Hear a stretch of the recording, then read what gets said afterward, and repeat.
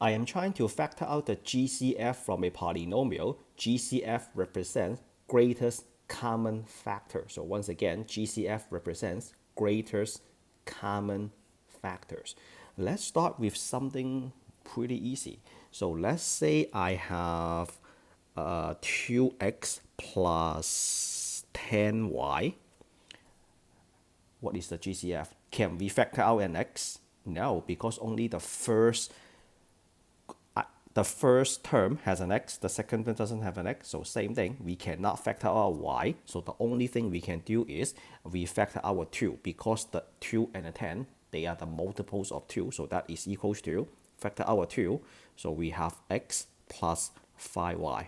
That's it. That's all you can do. You cannot take out an x because only the first term has an x. But on the other hand, if you have something like that, so let's say you have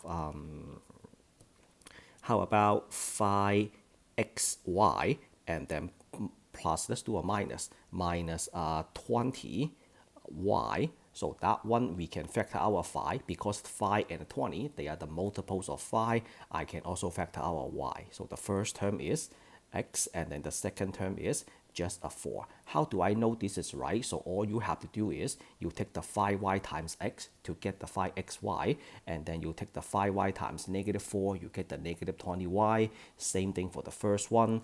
2 times x is 2x, and then 2 times 5y is 10y. All right, so let's take a step up. So how about 12x to the third minus 4x? So 12 and 4, we can factor out 4. And then what about the x? The first term has x to the third, the second term has x to the first. So we can only take out the lowest, which is the first degree. So that is x raised to the first degree. And then we have a 3x minus 1. Is this correct? No. 4x times 3x is 12x squared, not to the third. So this is supposed to be a second power. Because we had a third power, and then we took 1 power, 12 subtract 1 is equal to 2. And then the other term, 4x times negative 1, you get the negative 4x. So that is the final answer. And then how about 16, y to the 4th power plus 24, y to the 9, and then a z. 16 and 24, I can take an a, and then what else? Can I take a z? No, the first term doesn't have a z. So I can take an a. If you want to like just do one step at a time, feel free to do so. So let's take an a first. And then the 16 divided by a is 2, 24 divided by a is 3, and then the letters and the exponents, we haven't touched those yet, so just copy them over. So y to the 9 and then times z. And then you look at the parentheses to see what else we can take. 2 and 3, well, there is nothing that we can take. We can definitely grab the y to the 4th power. So this one is 8, y to the 4th, and then you only have a 2 left, and then a plus 2. 9 minus 4 is 5. So y to the 5th, and then a z. And then that's it. So when you multiply, you get the 16y to the 4th, and then plus 8. 4 times 5 is 9 power, and then the z. So that is the 4th problem. And then the next problem, how about we handle 3 terms at a time?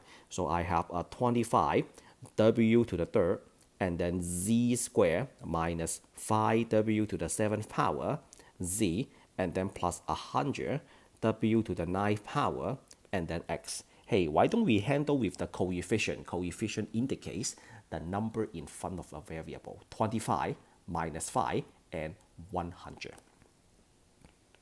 This is a 5. The max we can take is a 5, right? So 25 is a multiple of 5, 100 is a multiple of 5. So the max we can grab is a 5, and then this is a 5.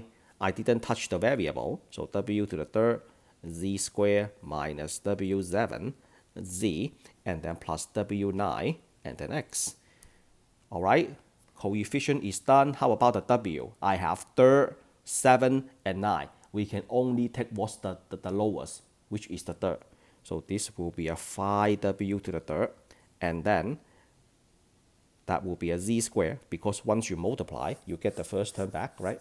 Oh, no, that will be a 5, sorry. 5 times 5 is 25, W3, Z2. And then minus 7 power, you lost 3, 7 minus 3 is 4, didn't touch the Z, and then W, 9 minus 3 is 6, and then X. Can we take something else? The coefficient is done. W, the first term doesn't have a W, so we can't take a W. Can we take a Z? No, the last term doesn't have a Z. So if you factor our Z, there is no Z right there. So we can't factor our Z. So that means this is finished. So this is finished. Let's just box this. All right, let's try the next one. The next one, how about negative 9 Z to the third plus 6Z squared minus 12Z. Or Z, 9, 6, 12. I can see that the greatest common factor is a 3. So I will just take a 3. Oh, I can try a negative 3 because we have negative and positive. So this will be a 3. 3 times 3 is 9. Didn't touch the Z. 6 took a 3. Then you have a 2. Minus 2. Minus 2 minus 3. You get a positive 6. Didn't touch the Z. And then negative 12 divided by negative 3 is positive 4. All right. Coefficient is done. How about the Z? What is the maximum we can grab, which is Z to the first power, because that is the lowest exponent. So we will just factor out another Z. So this is a 3Z lost 1 power, and then minus, did I make a mistake? This is supposed to be a Z, right? This is supposed to be a Z. I know what you have on your notes is right, mine is wrong. And then top a Z, so this will be you know what? I didn't 100% fix my mistake. Okay, I am going to erase this line completely. And then, you know what? Let me just erase this as well. I will just redo it. How's that? So I said that the coefficient is negative 3. That's it. I didn't touch the variable. I didn't touch the exponent. So this is a negative 3 Z to the third.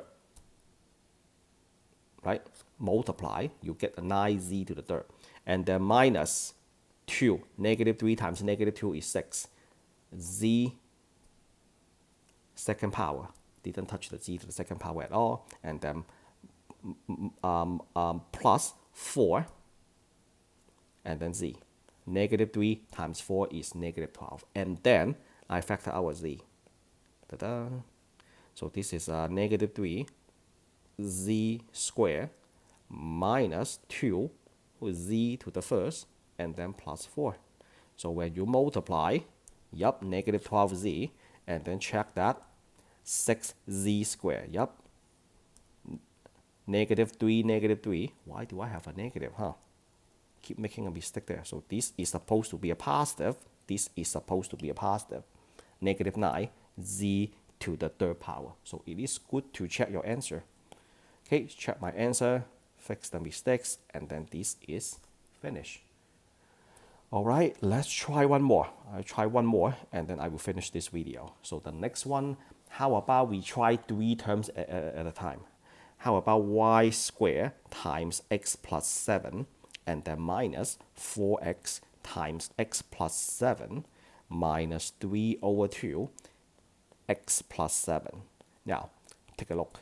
They all share x plus 7, right? Each term is multiply x plus 7. So what I am going to do next is I will just factor out the x plus 7, and then the rest is y squared. Everything in front of the parenthesis plus the sign. Minus 3 over 2. That's it. That is the last one. All right, that is how you factor out the greatest common factor. If you like the way I explain it, at least I fixed all my mistakes. Thumbs up for this video. Subscribe to my channel for more contents like that. I will meet you all in the next video. Signing out.